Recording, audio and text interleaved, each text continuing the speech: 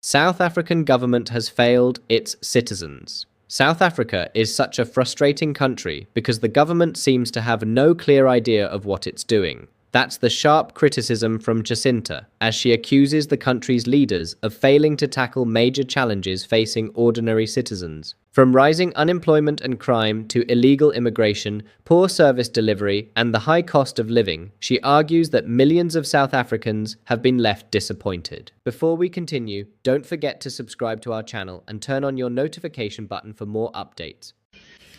Guys, hi. I just watched a press briefing from the Minister of Police and other government representatives. And I must say I'm very disappointed. I'm very, very disappointed. I think our government has a serious communication problem. Maybe it's not a communication problem. Maybe it's just an embedded, I don't know what to call it. I don't know. But the government of South Africa literally just went on TV and expressed that they're ready for the 30th, which is fine. And you can sense a bit of threats here and there. It's okay. But the one thing I'm not understanding is why the government of South Africa is not addressing the real issue, which is illegal immigration and the crisis that we have of foreign nationals who are even in the country buying documents, having corrupt ways of being on the system, and addressing the issue once and for all. Let's just address the issue for what it is. Don't talk about March and March. Don't talk about the 30th. Talk about the illegal immigration crisis that South Africa has. Talk to the illegal immigrants. And if you feel like threatening anyone, threaten the illegal immigrants who are in the country illegally. Threaten your own officials who are selling off documents. Threaten government officials who haven't been doing their job. Talk to the governments of other countries and threaten them if you feel like threatening someone. Why do you resort to threatening the citizens because they're responding to a crisis that you created? And worst part is you're acting like these citizens are crazy, when the same people who are in the country illegally are the same ones misbehaving and the same ones who've been throwing threats at South Africans, and you're pretending as if you didn't even see. They're the same people who are telling us they're armed and ready. They're the same ones who are instigating violence. But the only people you're directing the threats to is South Africans. And this is very concerning because I don't even think government understands how what they're doing is actually going to backfire to their faces. Because you can't say when someone is crying to their parents and saying, "Mommy, Daddy, you've been neglecting me. And I'm so angry right now.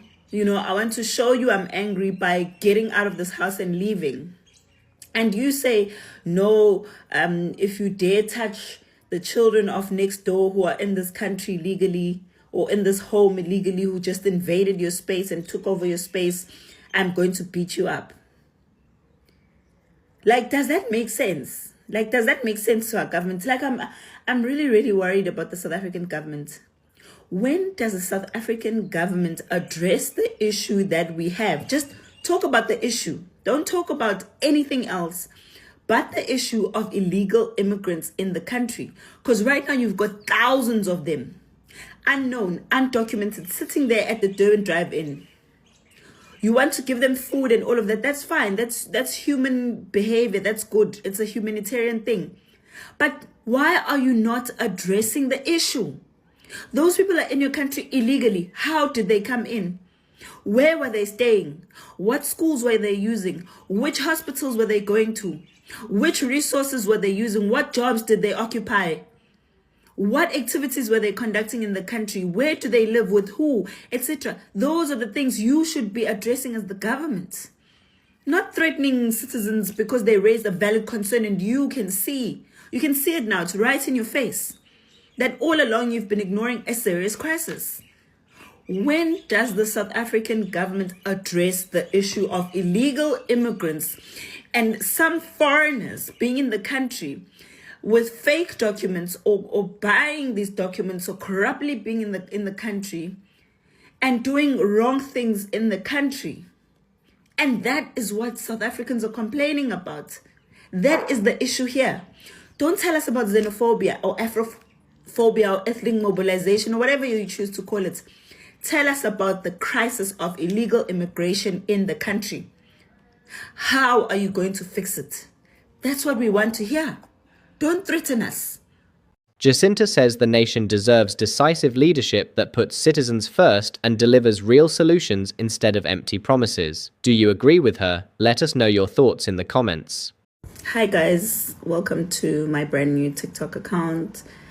I know people worked very hard to have my account closed, but those things are just stumbling blocks. They're not really the end or the bigger picture. So thank you so much to all of you that are following now and are going to continue to follow and share this video so that more and more people who are following me can find the new accounts. Thank you so much, guys.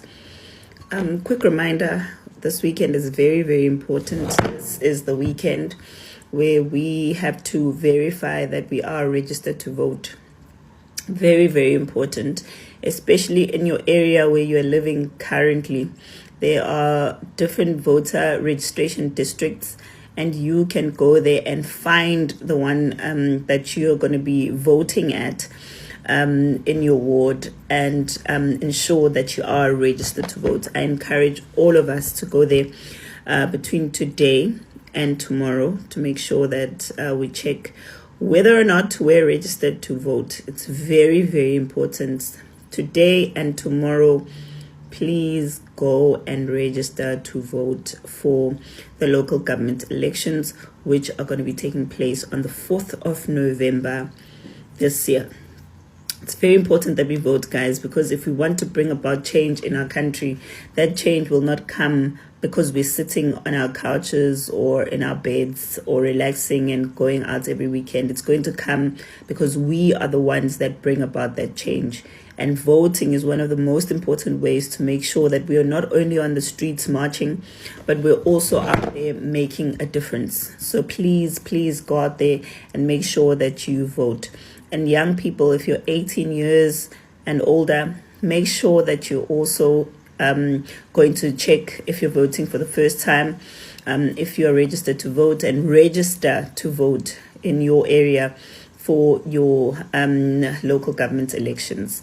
So I encourage us, all of us, please let us go and register today, tomorrow.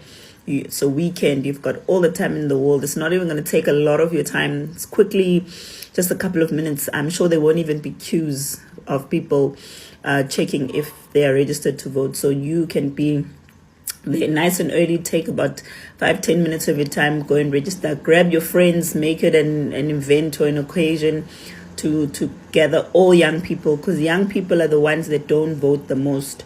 So if you're sitting at home with a young person, even those who are not working, who seem to have given up, trust me, this is your opportunity. We've seen that making your voice heard does make a difference. And we're not only going to make our voices heard by marching on the streets, we're also going to vote. So go, guys, vote, vote, vote, vote. Register first and go and check if you're registered, because Masek Valley, you won't have a chance to check if you're registered to vote. Okay, so go and register today and tomorrow. Thank you, and thank you for joining my new TikTok.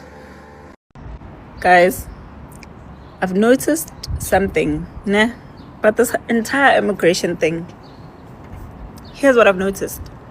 The same people who are always complaining about crime, same people who are always saying, oh, black people are so corrupt, some of them say, oh, black people this and that, are the same people today who are breaking the laws of the country, which say you're not allowed to aid and abet an illegal immigrant. But they're making it look very fancy.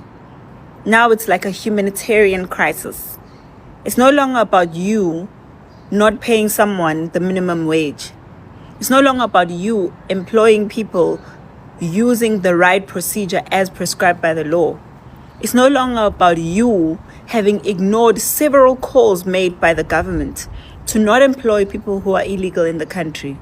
No.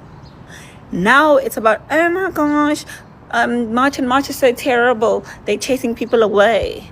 And poor people have to go back where there's nobody illegal in the world. It's xenophobia, xenophobia, xenophobia. No, my darling, it's not xenophobia. It's you aiding and abetting an illegal immigrant. Call it what it is. You have been aiding and abetting illegal immigrants for your own benefits. It's not about you being a humanitarian, as you claim. You're not a humanitarian. You're a lawbreaker. And do you know what we call people who break the law? We call them criminals. So yes, you're a criminal. You're not a humanitarian. You're a criminal. And you hate March and March because we just exposed you for the hypocrite that you are. Same people who are always complaining about crime are the same people promoting criminal behavior and activities today and conducting themselves outside of the law. Would you look at that?